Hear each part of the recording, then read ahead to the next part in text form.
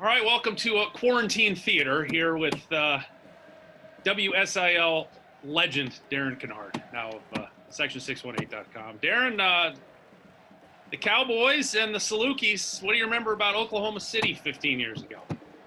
Well, it's I just remember being at that arena, and of course Southern had beaten St. Mary's in the first round, and you get that second round game against Oklahoma State, and the NCAA calls it neutral sites, but there was nothing neutral about that site whatsoever. I remember when we got there, and of all the places we've been over the years, I get, whether it's been Indianapolis with this team, and they were in Columbus in 07. I didn't go to Seattle in 04, but that Oklahoma City setup I thought was great. Like, everything was just downtown, everything was within walking distance, and that first day you just see fans, and that was fine. But it was like when we got to round two, and I was like, holy crap, there's a lot of orange here today. Well, I just remember, obviously there were two games at that site, and I can't even tell you what the other game was. Oh, I could, because that's one of my favorite NCAA tournament memories. Because the second game, because this was the first game of the doubleheader, the second game was Wisconsin and Bucknell, because Bucknell had beaten Kansas. And I remember right. The PA announcer is like, and please don't forget, stick around for game number 2 is Wisconsin and Bucknell. There weren't 1,000 people that stuck around for game 2 because everybody's like, we won, we're going drinking. Right. Well, and that was the thing that just was amazing to me, is that when you looked around that arena, it is all orange except for a strip of the 500 in maroon that were screaming their heads off. And when I was thinking about this, is that I don't remember seeing the other two schools and their fans. It's like Oklahoma State had come in and just bought every ticket. And then I don't know if they bought like the Wisconsin tickets and said, hey, we'll just stay for the opener and you come in the second game, or what. But it was incredible. And it was funny because I went on to SIUSalukis.com to kind of look up the box score and just do some things. And I don't know if it was intentional. The saltiness of the location on the website was, they put on there Stillwater, Oklahoma, because it was truly a home game for Oklahoma State. And it's crazy to look back too. SIU's in the middle of their run right now, and this was not the best team they had, but it was still a very good team. Obviously, you're a 7 seed, and you're thinking, it's not out of the realm for us. Now, granted, as Jamal Tatum goes off the window, that, yes, you have to play almost the truest of true road games, but for a 7 seed, it's not out of the realm to get to the next round and potentially beyond. And you start looking at it, and you're like, boy, they've got Chicago for the regional finals there. And then if somehow they get to the Final Four, it's in St. Louis. Like, it was just like, holy cow, this is set up just perfect. Right. And, and the thing is that I've always kind of had this theory that if you're a team, a mid-major, somebody like an SIU, 6 or 11 is the seed that you want, because if either one of those 11, if you win, you're getting a 3 in the second round, yep, a 2 in the Sweet 16. You wouldn't see a 1 until the Elite 8. And this is a situation where if Southern's a 6, just the difference of having to play Oklahoma State in Oklahoma City, you wouldn't have to do that because they don't protect 3 seeds like they do 2 seeds, and it's just the enormity of that. And you look back and you just think about, this is an Oklahoma State squad that was in the top 25 all year and on TV all the time, and I think they finished 3rd in the Big 12 that year with some really good teams. And you look at some of these guys, Joey Graham, I just remember seeing him in person. It was just like, this dude is a monster. He should be a tight end in the NFL. He just had that body about him. And, of course, John Lucas's son running the show. And you're just like, wow, this is a legit team. But then you see how Southern competed the entire game, and they didn't care. They didn't care, and really kind of the theme of their whole run is we don't care that you're a power conference school. We're going to come in and we're going to battle you, and a lot of times we're going to beat you. And we saw that. I mean, really, the only from that 02 to 07 stretch, the only time they got trucked was really the next year in Detroit, which was really that was maybe a year ahead, I guess, ultimately before they went to the Sweet 16 there in 07 when West Virginia just dismantled them. But other, 03 they lose at the end of Missouri. 04 Alabama gets them at the very. I mean, it's just like to your point. I mean, they didn't sweat anybody. No, and I remember in Indy when you watched during the warm-ups or the practice day when Mizzou walked out on the floor, it was just like, oh my gosh, what is Southern going to do with this group?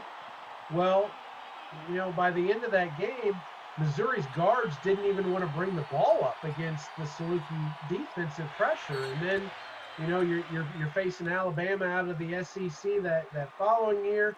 And it was the same type thing. It goes down to the end of the game, final second type deal.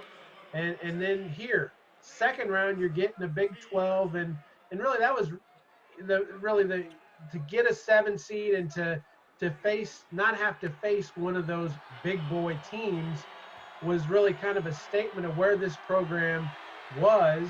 And then you get a shot at a Big 12 team, which again, it's a 2 seed, so this is one of the top 8 teams in the country, right? And you go toe to toe with them. This was Chris Lowry's first year, coming off of obviously the successful end of Bruce's run, and then we get the 1 year with Painter before he leaves. From what you can remember, how much of a no-brainer was, because Lowry had gone to Illinois with Bruce, how much of it was a no-brainer that he was coming back after that 1 year to take over? Well, I think it made a lot of sense. I mean, just the fact that, you've got something going. You've got a situation where, the Weber tree, so to speak, has been very fruitful. I mean, Bruce turned the program around.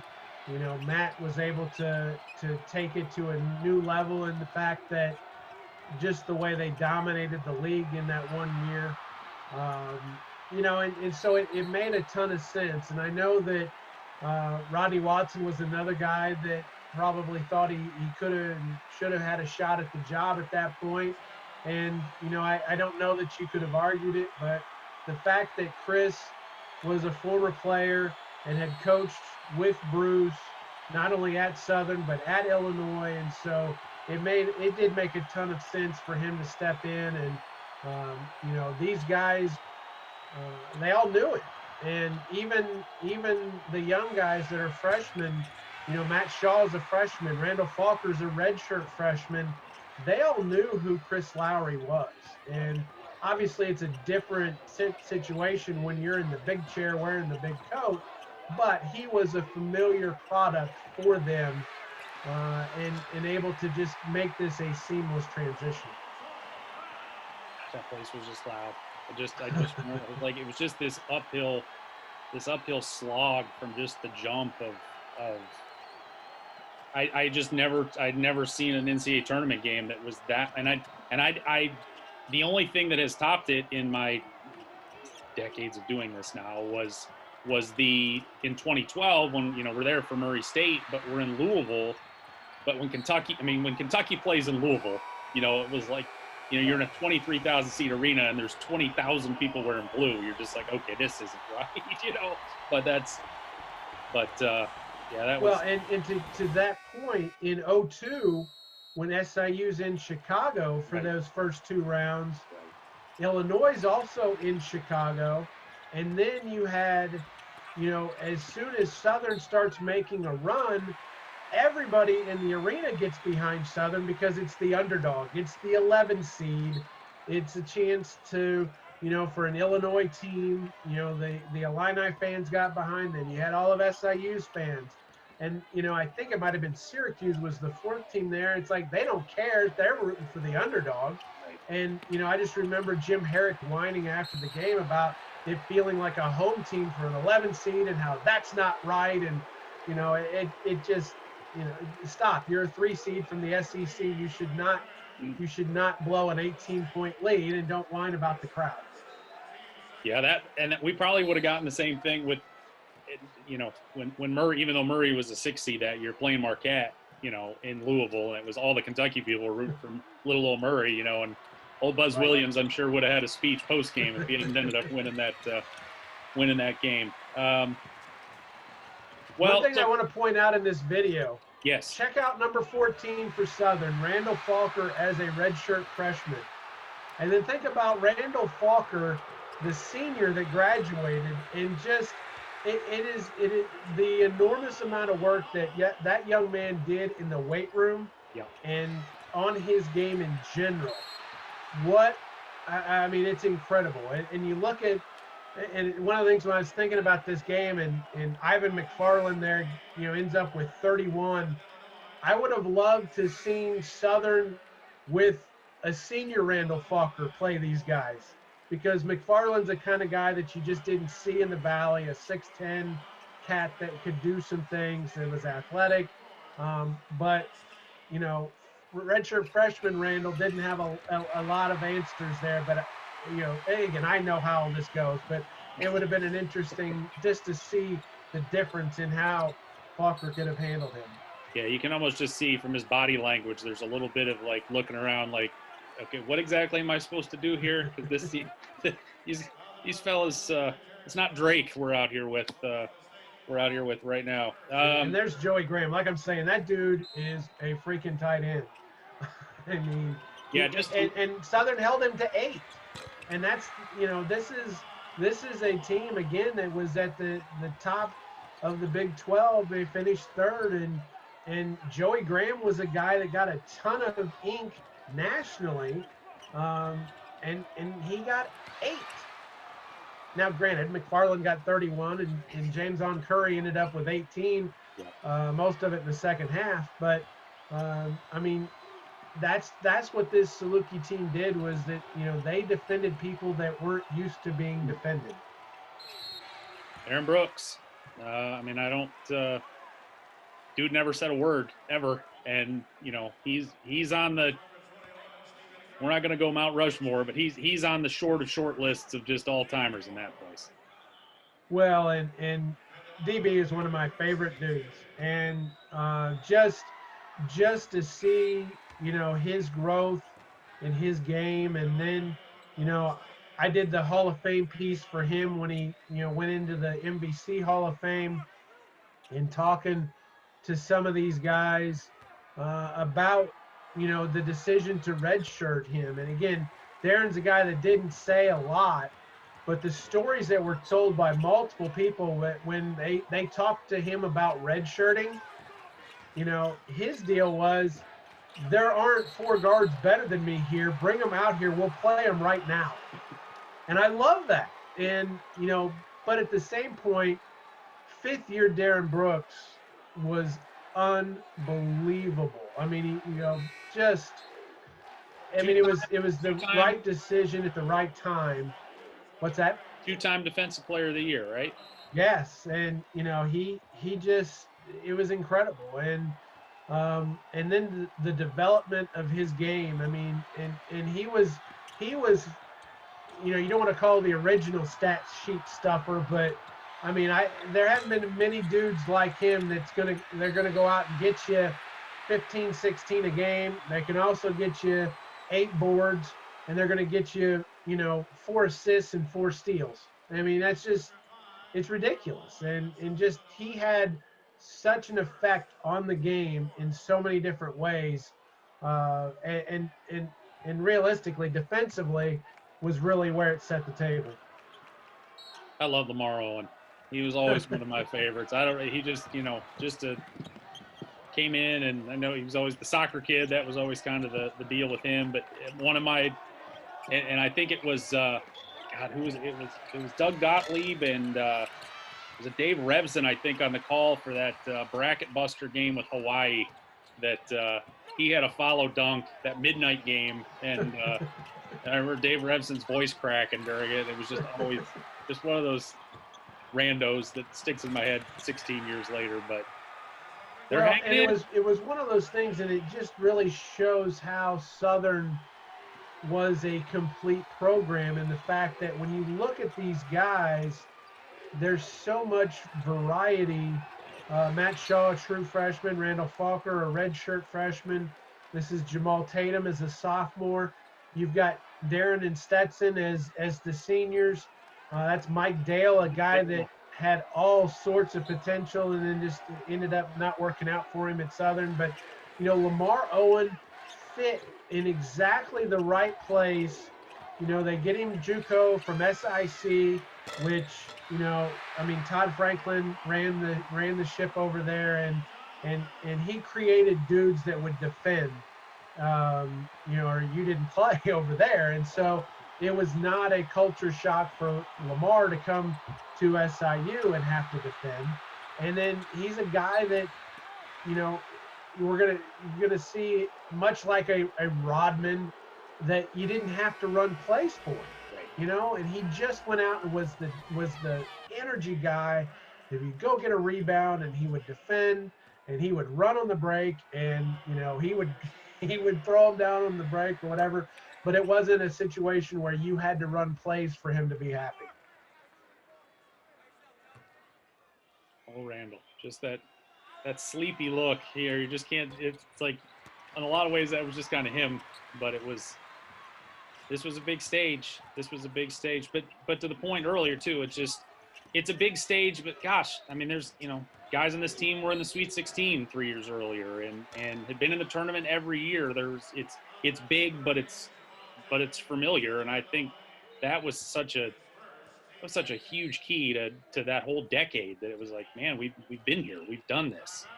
Yeah, they were not overwhelmed by the moment whatsoever. And you mentioned that. I mean, Darren and Stetson were freshmen on that first team that made it. They've gone the previous 2 years, been first round outs, and so the NCAA was not a new experience for them. And it was a situation where not only did they know what to expect, they knew that the game is a little bit different, and but you know what, defense always travels. And that's the one thing, is that when you're watching this game, you see 20-19 with 11 minutes left in the first half, and even though Southern played really well, I think it was 46-39 at the half, that really wasn't their game. That was not where they needed this game to be in the 60s to have a legitimate chance to win. And granted, I mean, you look on that floor, guys like Darren and JT, and I mean, they had some guys that could play offense, but you're talking about a Big 12 team that gets up and down the floor with athletes, and that game, it didn't need to be in the 80s for SIU to, I just didn't think that would be a good recipe, and it turned out that it wasn't. But the first half was just gold for Southern. Yeah, when I looked and I kind of was going backwards with it, and I was like, well, they scored 77 and lost, which was crazy. And then you're like, man, they scored 46 in the first half, and it's like, I mean, you don't have to think hard in this era where 46 was the final number. And right. In that year, I mean, they scored probably more that year, without having all the numbers in front of me. But there's a lot. I'm looking at it. There's a lot of 89 against Bradley, and 76 against Northern Iowa, 81 against Wyoming. Like, they were in the 70s and 80s. Right. It wasn't a lot of those 45-40 games that we had grown used to, but it still wasn't their comfort zone in the Beavers. Right, and I think that was also just in the transition, the coaching transition. I mean, obviously, that it became Thorburn U. And they were good defensively for other reasons, namely, the fact that Darren Brooks was so good. Just whether it was a one-on-one situation or reading passing lanes, things of that nature. We haven't seen and we won't see a ton of Tony Young, as a redshirt fresh, or in fact, there he is right there, Yep. on cue. But I mean, he had not developed. He was a minor role player at that point. So it wasn't quite the defensive identity that we saw at the end of the run. And I think that's also a tribute to the transition in coaches. I mean, this wasn't a defensive group when they went to the Sweet 16 under Weber. I mean, they played defense. I mean, it wasn't run and gun, but they were incredibly skilled at many different positions offensively. And so as the transition and as Lowry's imprint became more and more, it became more of a control possessions and then control the score, keep it in the 40s and 50s, and you're not going to beat us that way. We're just going to beat the crap out of you physically, especially in the guard position. But you look on here, I mean, there's some dudes that were pretty offensively skilled for Southern, and it wasn't a situation that they had to beat people in the 50s.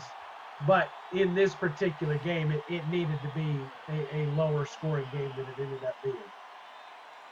Matt Shaw, to see him right there, he ended up with 10. Because your point, freshman. On the underrated list of that decade, I feel like he's, when you start rattling off dudes, Matt Shaw doesn't jump in that first paragraph, but man, he was as an important piece to that run as really anybody toward the back half of it. Well, and the thing is about Matt was that he was able to come in and be a major contributor during these runs. And I think that just with Matt's demeanor, it was the perfect situation for him. He didn't have to be Batman, and he could just come in and play a role, and he would do it so well. And then when you fast forward, his senior year, it's him and Randall as seniors, and of course they had some injury situations and like that, and but without those guys like Jamal Tatum and Tony Young, the focal points, it changed for him. But man, in the middle of this run, I mean, he was enormous, and to be able to again come in as a freshman and to be a guy that could do that, and we've seen, you try not to, you don't have maroon colored glasses on, but we've just seen two charges where there's no way on the earth that Stetson Hairston could knock Joey Graham over with a complete running start. And before that, Tony Young, blew on Ivan McFarland and it goes flying into the bench. I mean, as a former flopper, I appreciate that game. But as a guy watching it from a Salukis point of view, that those are tough calls. And one other thing, looking at the box score, and I had forgotten if it, Teddy Valentine on this game. Yes, one of the 3 men in stripes. Yes. I think he's off to the left here. That with the and we talked about the defense. I mean, they're going to put the screw. I mean, Oklahoma State hasn't scored in a minute and a half. They're only going to score 13 points in the last 9 minutes of the half, and it's kind of Chris called that timeout down 6, and eventually to go down 6 to +7 in sort of a 10-minute stretch. I mean, they were great. It's just crazy to. I mean, he was 31. I mean, he was a child. And that whole. I mean, there was a lot of. I mean, obviously, Rodney on the staff, and Shane Hawkins was on that staff. Brad Korn. Rodney was the grizzled vet at that point, but it's a lot of youth over there. But again, Chris had been through the battles and kind of sat through it. You're always worried, I guess from the sports perspective of you worry about everything, but it's like, a guy that it's his first time standing on the sidelines and walking around, and how when, in this situation, how he's going to handle it. And I'm always a fan of teams calling timeout and then they get a bucket right out of the timeout, and they just did on that last one. You're like, all right, he's got that part of the process taken care of. Well, and you make a great point, and just the difference in being a guy making suggestions on the sideline versus being the guy standing up making the call. And I don't think that we have, and that's a great graphic right there. Yep. You know, Chris isn't even as old as years that Eddie Sutton's had on the sidelines as a D1 coach. And, you know, but Chris's demeanor, he was not intimidated by that. No. And, you know, and his team took on that same character. And, you know, and honestly, this is the second game. I think the first one was probably harder in that capacity, the mental, the nerves, you know, this just You're being supposed to there. win. You're supposed to win. Yes. And that's a situation they hadn't been in. You know, I mean, you know, you're a higher seed, so you're favored to win. There's no sneaking up on somebody. Um, and I mean, the Alabama game was an 8-9 game, so that's, you know, Yeah. but again, there you see the defense with Tony and getting the steal and then the deuce and the abuse. There you go. But man, it feels good. I'm sure. But it just, you know, I mean, Chris was a guy that, you know, I know a lot of the criticism late was, well, he came in and, you know, he was working with other people's guys and this, that, and the other. But those were his guys too. I mean, you know, he was a part of the recruiting process for the majority of them, and that's why I felt like we talked earlier is that he, you know, they knew what they were getting in him, and he knew what he was getting in them, and I think that enabled them to have such a nice run here in his first year. A 7-0 run out of that timeout, back on top. But and again, that with the headband that just fell, James on Curry was a guy that I think everybody had pegged for stardom. Yeah. You know, and he's just a guy that you really didn't see a ton of in the Valley. You know, 6'5", 6'6" dude playing the wing. I mean, 6'5", 6'6" in the MVC is you're a 4 in the Valley. Right. And there now you're getting him as a wing, and he was they held him in check in the first half, and then in the second half, you know, things went south as far as he just went nuts. He had 16 of his 18, as you know, right there is you know, you see Tony Young and Jack Owens was another member of that coaching staff, and Coach Owens was uh, just one of those quiet dudes, a lot like Darren was as a player, but Jack was in the middle of so much, and I don't know that he got the credit, whether it be from a recruiting standpoint, coaching standpoint. He was an integral part of Southern building what they had, and then of course, I believe he ended up at Purdue with Painter, and it was he was another member of that staff, and again, when you look at it, those are, man, oh man, the coaching tree and the guys that you look at what they did after Southern, you realize that's a big reason why they were so good. Yeah, he's at Miami of Ohio. Been there a couple of years now, and again, just looking. I mean, he's 43. I mean, just so you know, he wasn't even 30 at that time. It just how much did they rely on Rodney through all that as sort of the elder statesman when you've got a bunch of, you know, late 20-year-olds and, you know, a head coach that's 32, but, you know, Rodney obviously not been a college coach forever, but at the same time, just sort of that, I don't know, guiding light seems like the wrong analogy to pull, but just, again, sort of that elder statesman of experience.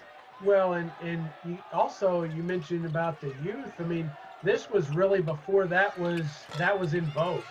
I mean, you know, now it's not as big a deal. You know, if somebody's young with their head coaching job, and you know, back then, and again, I know that sounds, but it has been 15 years ago. It wasn't the norm to go with a young guy, to have a guy like Rodney was just so valuable, and just, you know, he had served as an assistant coach under Rich Herron, under Bruce Weber, under Matt Painter. So he had seen so many different styles, and, you know, golly, just the amount of games in that he had been a part of, and you know, his demeanor was just, you know, perfect for this situation. And he just and when Rodney finally got a shot at Southern Indiana, you see what he could do. Yeah. And, you know, he had a great run, and just retired, you know, this past year, and this really just past off season here in the last couple month or so. And just that is a top-notch dude that you can't put a price tag on what he does or did. Brad Korn, a grad assistant here, and getting his shot now. We've reached the point. We've reached the point that it's whether I've been here too damn long, I'm too old, whatever it is. These guys that we covered, and now they're head coaches of Division I programs. Like, oh my lord, Brian Mullins, Brad Korn, and it's just going to keep getting worse from here. Yeah, and I kind of had that realization here the last few years in high school, you know, covering kids that I've covered before, and that's like, golly, I'm old. And you know, I mean, Kyle Smith Peters, the head coach at John A. Logan, I remember him as a wee little lad when I was over covering the Harrisburg Bulldogs for his dad Randy when they were going to state. And you know, and now he's a highly successful JUCO coach. And you know, again, this all goes back to the common denominator for you and I both, that, you know, we're old, and that's okay. Yeah. That is okay. It is okay. I experienced, seasoned.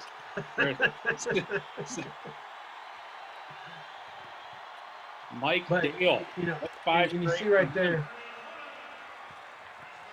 Mike Dale was a guy that, you know, he had loads of potential and loads of upside, and you just hope that this is a guy that could put it all together. And you know, he had great teammates around him, and, you know, he was able to do some things. And athletically, he was the most athletic dude of the bunch that they had, and really kind of brought an element that they, not that they were lacking, but maybe to be able to compete with these type of teams, you need to have some stallions. And he was a guy that, you know, he had the right size and the right build. And again, it just didn't end up working out. But, you know, he's a guy that you see here. I think he ended up with 8 or 9 in this game. And I think he was a sophomore at that point. And it's just like, oh man,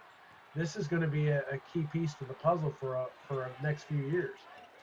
Yeah, you can win a lot of games in the Valley with, you know, 12 lunch pail guys, you know, but if you're going to be able to, which, and again, I guess to the grander point, and it feels like it's been so long ago now, but this was a legitimate Sweet 16 program. Like this was a top 20 team in the country, program in the country for that 5-6 year run, where, you know, this wasn't fluky.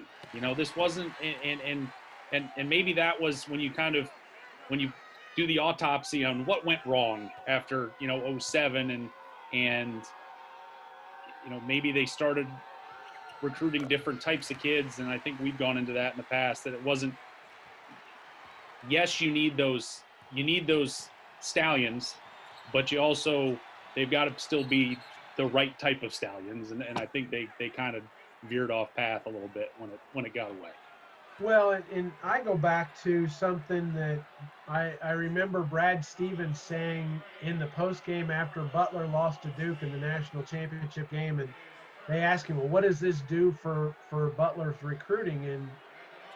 And he's just like, nothing, just because we can get into different houses now, that doesn't mean we're going to take different kids that don't fit our cloth, you know. And I just thought that was that was an amazing thing. And again, you look at the way this team was composed, and you know, you've got athleticism, you've got some talent, you got grinders. You know, you just can't just all have, especially at the mid-major level. Number one, you're not going to get all stallions, Right. but you've got to have guys that will buy into what you're doing and be able to mesh together.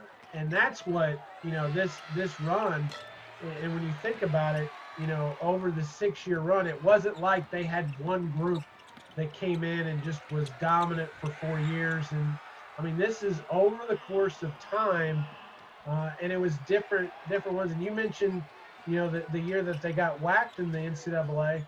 You know, that was a year that they didn't expect to be in the tournament, and it's the only year they won the Valley tournament. Right.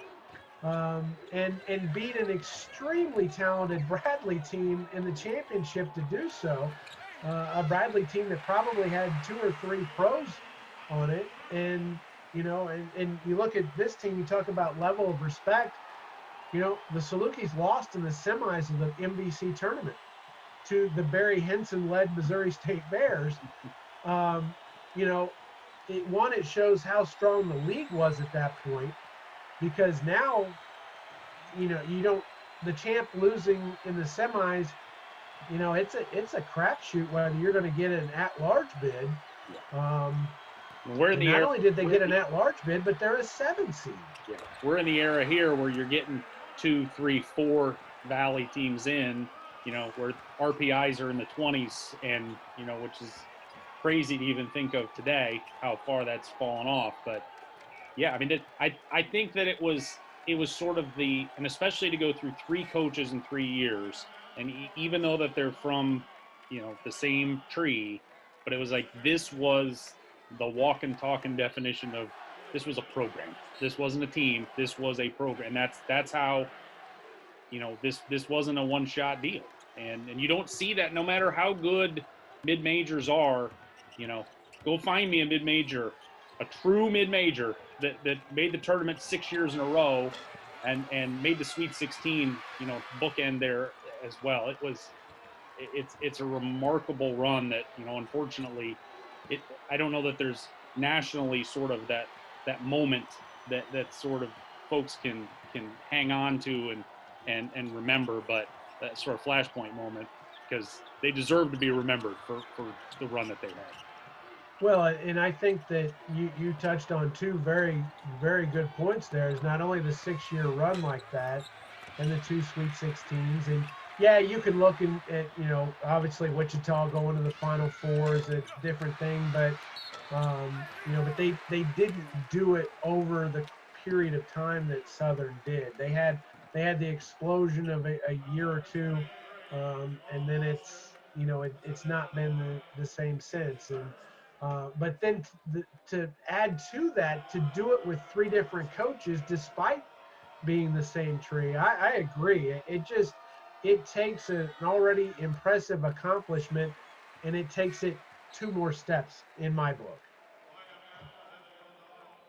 And also, and a big part of that, it wasn't just them, it was the conference, and how legitimate that the conference was as sort of that, you know, when whatever stock you want to put in the RPI or Sagarin or whatever, and it's like, all right, you've got the Power 5 and you've got the Big East, and then you've got the Missouri Valley, and it was like they were right there to where it wasn't a stressor of, hey, we've got to win in St. Louis or we're not going. I mean, they had some sweaty palms on some Sundays, but at the same time, it was like, hey man, we're getting 3, 4 teams in here. We're good. Thank you, you know, Bradley and Wichita and Creighton and all of those teams along the way. Well, and ultimately that Southern's win the following year, winning the tournament, cost Missouri State probably an at-large bid. You know, because that's the Barry Henson, you know, 21 RPI doesn't get in, or whatever it was. It was 20 something, and you know, but there was no way they were going to put all 5 Missouri Valley Conference teams in there. But yeah, the league was was at a different level, top to bottom, and you know, it's just you know, you think back to when Creighton was in it. Creighton Southern had some just unbelievable battles, and you know, Missouri State had some teams that were really good, even though they didn't make the tournament. Uh, and it just, the league was, you know, it was legit. And there you see the backcourt trio, and you know, Mike Dale giving them 9 points in the first half was enormous. But the league, you know, it was a situation where it wasn't, you know, okay, we've got 1 or 2 good teams, and then we've got 5 or 6 mediocres, and then 2 bad teams. I mean, there were some dudes in this league, and it was a great time, not only for Southern, but it was a great time in the league. And honestly, when you look at what Southern did in the league over the course of those years, it just really speaks volumes also to what they were doing during that time span. Get a stop. Darren hits back irons at 3. It's like you're up 7 at the half on the road. You know, you're just like, man, this is. You obviously couldn't be any. You couldn't feel like you're any better, other than maybe the score's not at the tempo and the pace that you want it to be at. Well, you just feel like you get it up to, you know, not to bring it back to the Racers, but you know, last year against Marquette, they're up 6-7 at the half, and then they score the first 2 buckets, and Marquette quit. They just laid down, and it was over. And it's like, boy, you get this thing up to 10, you get it to 12, and Oklahoma State's going to get in the panic mode in a hurry, and then it obviously it gets away here very quickly.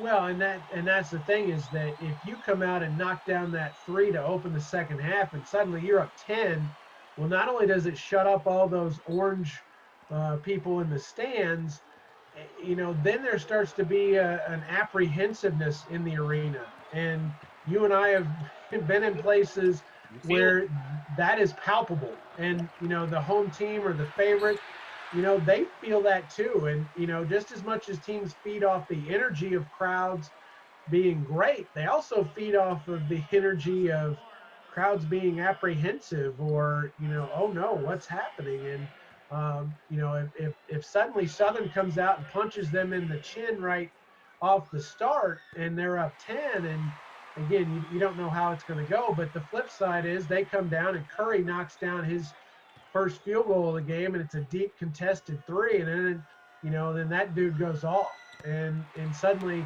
not only is it a 6-point swing, but now their crowd is in it.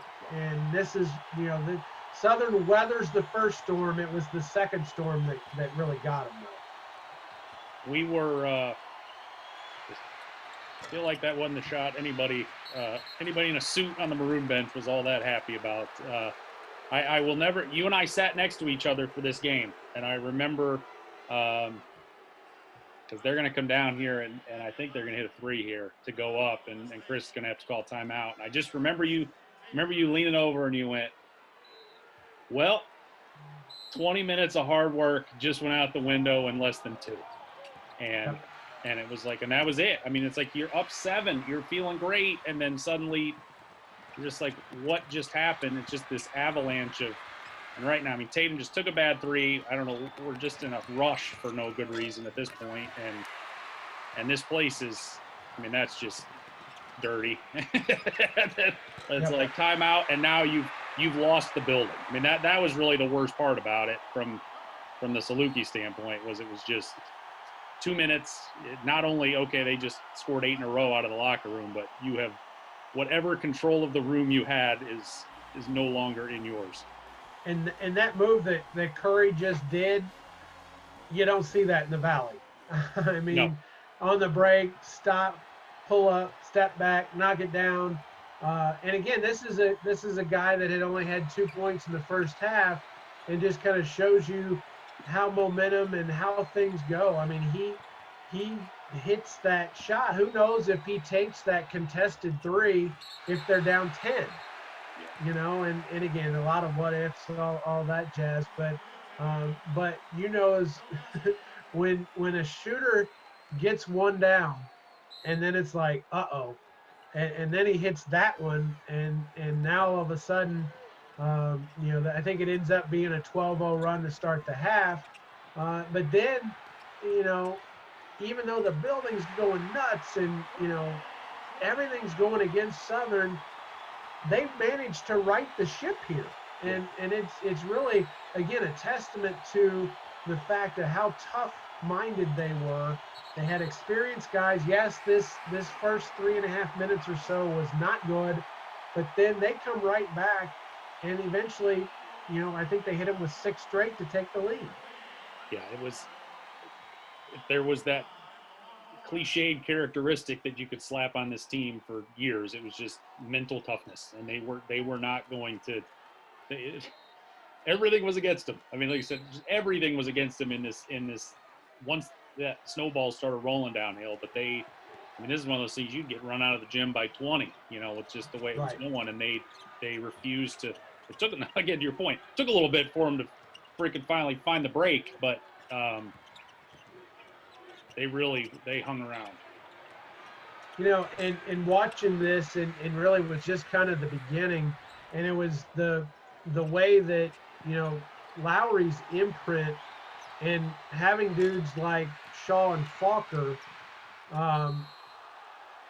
not only was it ball pressure up top, but Shaw and Falker would hedge those ball screens up top, and they were so good defensively and could move their feet so well that they would end up pushing the offense out near the center circle. Yeah. And it was incredible. And you know, this is, you know, where things went downhill. Was not only did they not have guys that could defend the ball later in, you know, when the Salukis started going downhill, they didn't have the bigs that could do what Falker and Shaw were doing in these situations. And also, you know, the way the game is called now, I don't think Southern could play this style and the style we would see over the next 3 years. I don't think they could play it in today's game. It just, the way the calls are, it's just not the way it can be played. I remember when Mick Cronin came to Murray, and we would just always pick his brain about his time in Louisville and in Cincinnati too, with Huggins and with Pitino. And he's like, we would just turn the game into a football game because the belief was they won't call every foul, you know, like you just turn it into a fight right out of the jump, and eventually you're sort of playing a game of chicken with the refs. Like, are they going to let more go, or are you just eventually going to just have to stop fouling so much? But that was sort of the way they did it, and obviously Southern was a fight, and you just had to bank on 15 years later. I mean, you're in the double bonus by the first media playing against these guys. Right. I mean, and you know, I think back to the 07 game against Virginia Tech. Their guards did not want to bring the ball up. I mean, they would get the ball in. Southern never went to a full court pressure where, you know, it was a trap or anything like that. But when that first pass would go in, these guys were looking around to pass it because they did not want to bring it up against Brian Mullins or Tony Young or, you know, even Jamal Tatum. They just did not want to mess with that. And then again, you throw in some athletic bigs, and my goodness, you talk about disruption. It was incredible what they were able to do. Stetson Hairston, a guy that didn't play well in this game, and that's, you know, it's ultimately, it doesn't really matter who you are or who you're playing, or, you know, trying to get to the Sweet 16, your best players got to play well. And Darren and Stetson, you know, 7 for 25 from the floor, 2 of 11 from 3. It's not getting it done on most nights, but he was a guy that I remember. It was the roast of Bruce Weber, and I'm sure Bruce Pearl got mentioned that night. But Bruce Weber and Matt Painter just dogging Stetson, just dogging Right. Stetson. That he was just sort of that first team all knucklehead team, but dude could play. Dude could play. Well, if you remember, I mean, this is a guy that, as a true freshman, was the starter on the Sweet 16 team. Darren Brooks came off the bench as a redshirt freshman.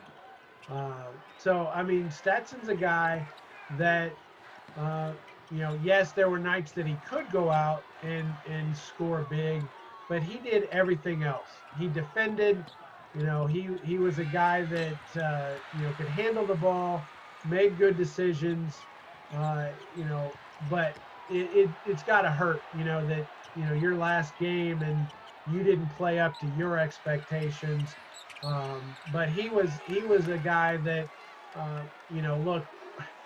It was funny that during this run there was always a duo.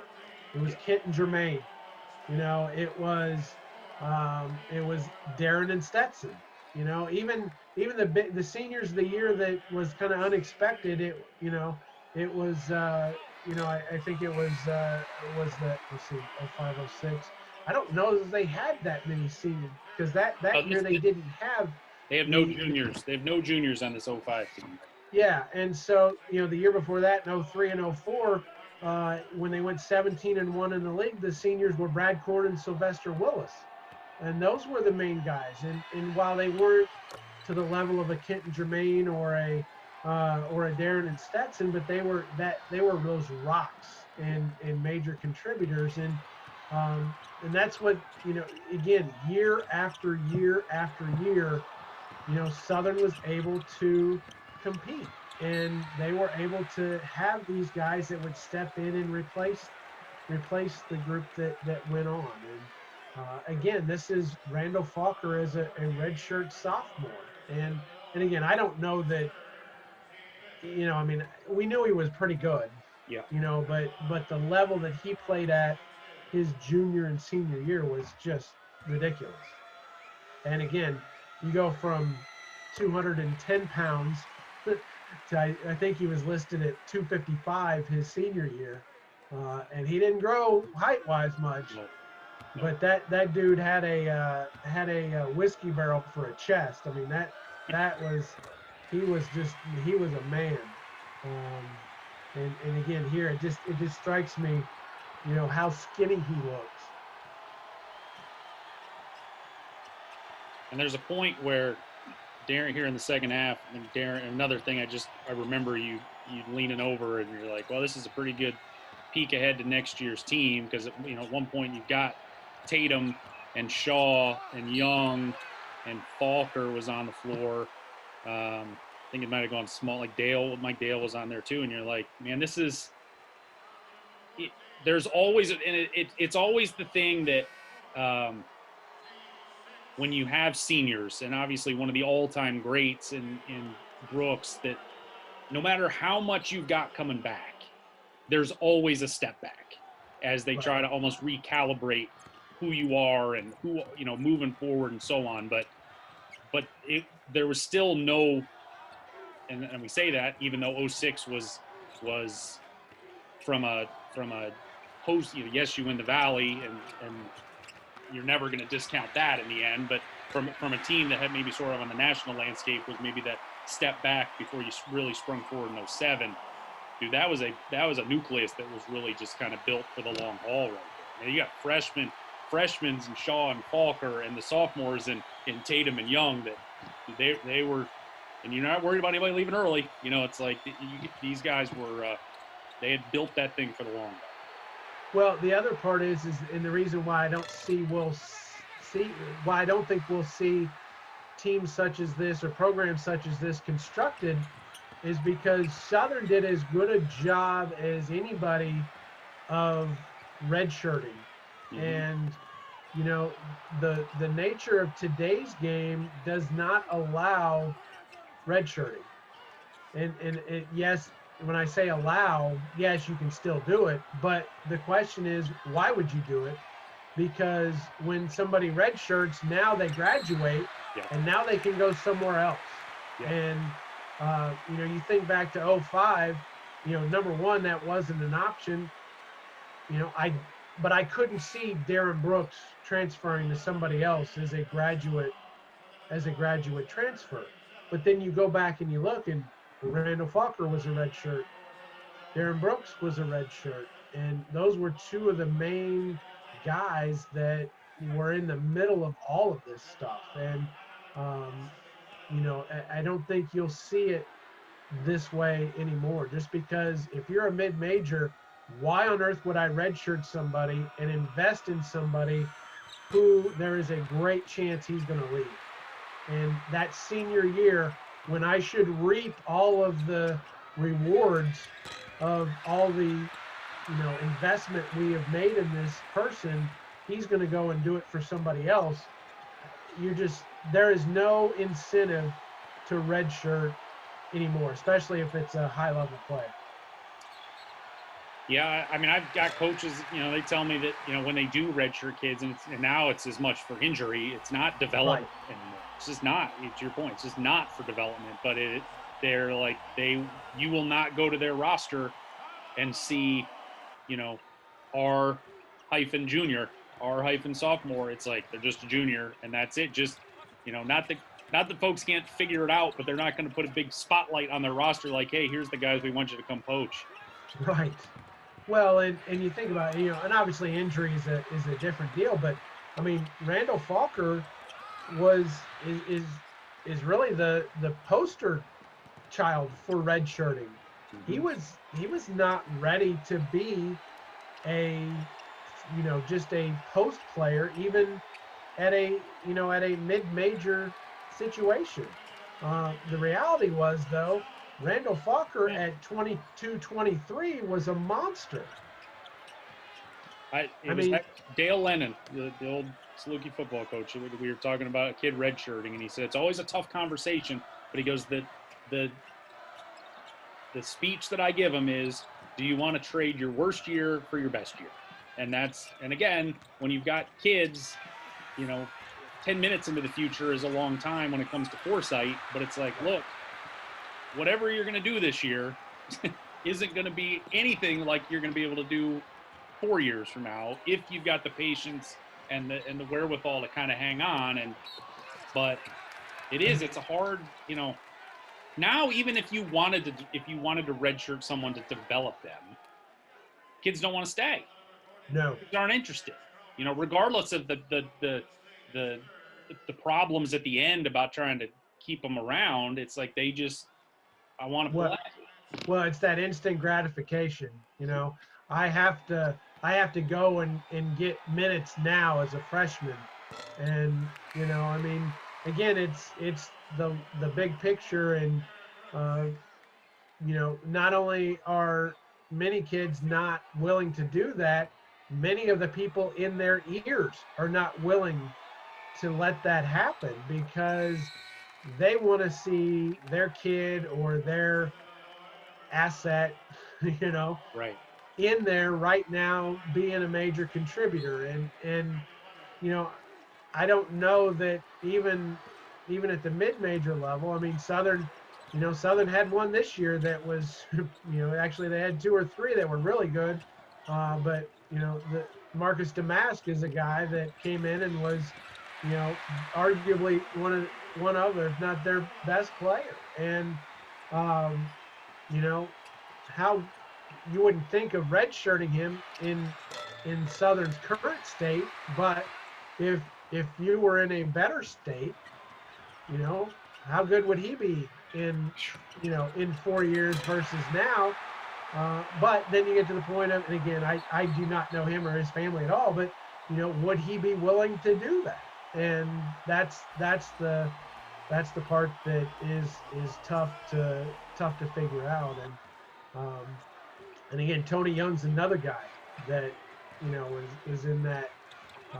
Again, as a 5th-year dude, I mean, he's tougher than a $2 steak, and just not going to be denied, because this is a guy that put in all the hard work and put in the time, and then he's gonna reap that reward.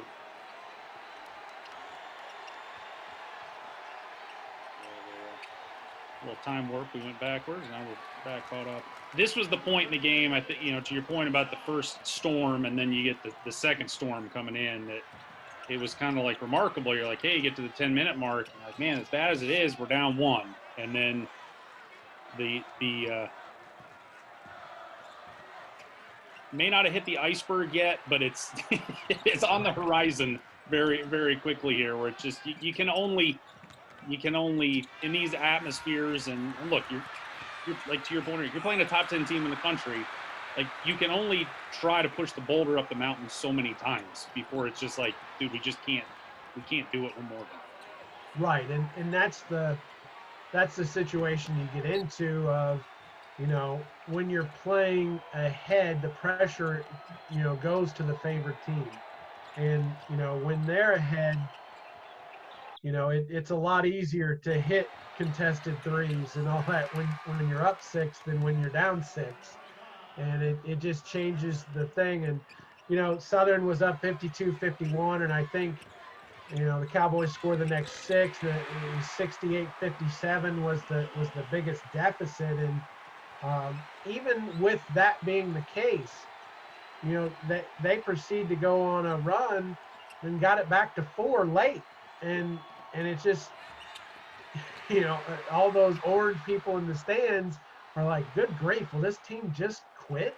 Yep. And we knew better that they wouldn't. And they made it interesting down the stretch when when you looked at it, they probably had no business. And you just see the guys that are all in foul trouble there: Falker, Shaw, Owen, all your big boys in the fight down low with their bigger boys. Josh Warren, a guy we don't certainly talk a lot about, another one of those, just, you're not running plays for him, and this is where our 15-year-old tape starts getting a little sloggy here for us. But you'd remember better than I feel like he had a game winner at one point in his career, but he was just a guy that he was the wide body down low that was just going to go bang for you and just might get some garbage points, but gave you that beef. You mentioned tape going bad, and it's one of those things right now is that with that game you're talking about, the Josh Warren game winner was against Missouri State at the arena, and a game that I shot. And we used to, we'd have somebody that would take the tape back and edit the first half, and just, when you're editing from tape, it takes longer and all this and that. And so first half tape goes back. Josh Warren banks in a buzzer beater for 3 to win the game. Tremendous celebration, get the post game, all this and that. Drive like my hair's on fire to get back to the station, throw the tape in, and it is a garbled mess. Oh, just want to throw up. Oh gosh. It was a bad night, and we're on it. But you've probably seen the don't press send. The iceberg has been hit at this point, by the way. Yes, and they're a bucket away. They're going to get a timeout, and then it's still not going to. They're going to end up down 11, and again, if just sitting there, and again, it was incredible. It's like, this is not a neutral site. No. But the story after that game, and the Herm Edwards don't press send. So I write up an angry email about our equipment and send it to the boss, and it was one of those that I shouldn't have sent, and all this and that. And mercifully, Mr. Wheeler just replied, "Thanks," and didn't fire me. So, but it was Josh Warren's game winner that prompted it. And man, I was livid. But the idea of emailing the man that signs your checks at 11 o'clock at night, just don't press send. Nothing good happens at that time of night, son. Free learning. That's it. Yeah, because I mean, again, just from our stupid media perspective, you get like a handful of those nights in a year, where you're just like, in our own little cocoon of the world, you're like, this is important. This is the most important thing. And then it's just to watch it just to hear the tape grinding in the machine, and you're like, oh, I just want to go throw up right now. Just go throw up. Well, and that's the thing is that you really couldn't hear it, and it was just, oh, gosh. Good memories and then bad memories all in one 20-minute span. It was incredible. Oh, happy to rip off the scab there. So, well, if anybody's still listening with this program, we're about done as the tape officially died at the under 4 media timeout. So as we wrap things up, what I don't know. I guess easy to throw around legacy, but what sort of that? I don't know that any team. I mean, I think obviously the teams that make the Sweet 16 sort of get are higher up on the pedestal than the others, but it just feels like this is almost kind of a lifetime achievement award thing for this just 6-year run when you kind of talk about legacy of this team and what they were able to accomplish. Well, and I mentioned to you and you know before about this one and it being Darren Brooks' final game. Darren and Stetson. It was also Lamar Owen. But of course, DB and Stetson, the dynamic duo, and of course Darren, one of the all-time greats in both Southern's history and in Missouri Valley Conference history. And there was an iconic shot at the end of buzzer goes off and Darren just looking up at the basket and just knowing that it was over and just seeing it come to an end. And what a magnificent run, career. I mean, you mentioned Mount Rushmore for Southern, and I know that's a mouthful, but that guy had a run like very few others, and to be a part of success and to have the personal success as well. He's been one of my all-time favorites to cover, and it was truly a fun team, and then really just kind of set the table for the next couple years. And then that Sweet 16 run in 07, you had an idea that this wasn't going to be the end, but it certainly was a tremendous group, and it was a fun group to cover. And again, it's a lot more fun to cover winners, Sure. But at the same point, these were good dudes. Yeah. I mean, this was not, hey, I got to go cover them. Yeah, it's fun because they're winning, but I hate interviewing these guys because they're jerks or what.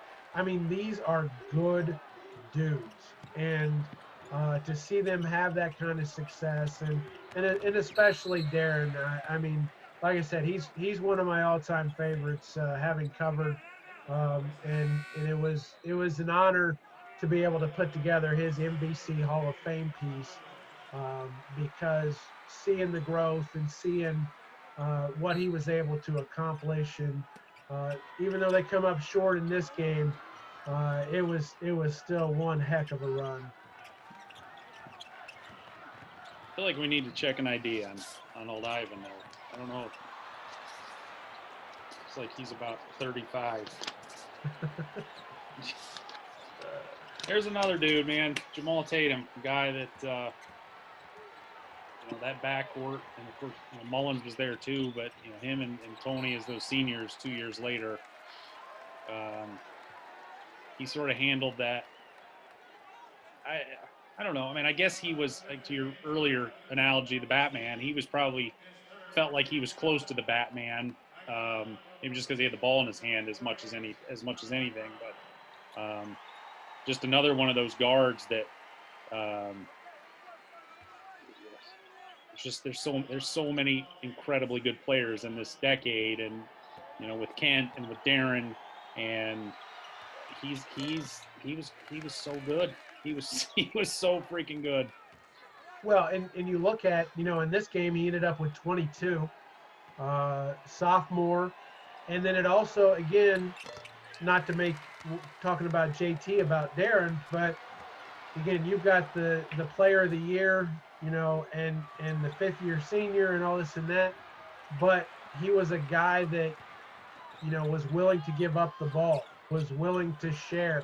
It was not about him in individual glory, and much the same with JT when he gets to that point. As when he's a senior, and then you've got a young Brian Mullins that's running the point, and it just, that's how programs are built. The young guys, when you're able to get young guys that can, not only are they good enough to contribute, but they learn what it means to be a part of the bigger picture. And um, it was something special, and it was certainly passed on. Darren's a freshman on that Sweet 16 team in 02, and so he learns what it's like, to be a guy that gets brought along, and it just continued to grow from there. Chris Lowry going to be a head coach again? I don't know. I would think so, but I think that Chris is in a pretty good spot, and it would take I think it would. I don't think he's just going to take. I don't think he's just going to take any job to just to be a head coach again, and and I'm sure that the way things went, at the end certainly was not good, and it's tough to say, but he certainly had a great spot to land in, to be able to go be the associate head coach with Bruce, and those two have worked so well together throughout the years. Um, it'll be interesting. It'll be interesting, and to see Brad Korn get the head coaching job, that's really cool. And again, you and I being old guys, Brad Korn is a player, and now he's the head coach. I mean, when I'm seeing him do his introductory, you know, by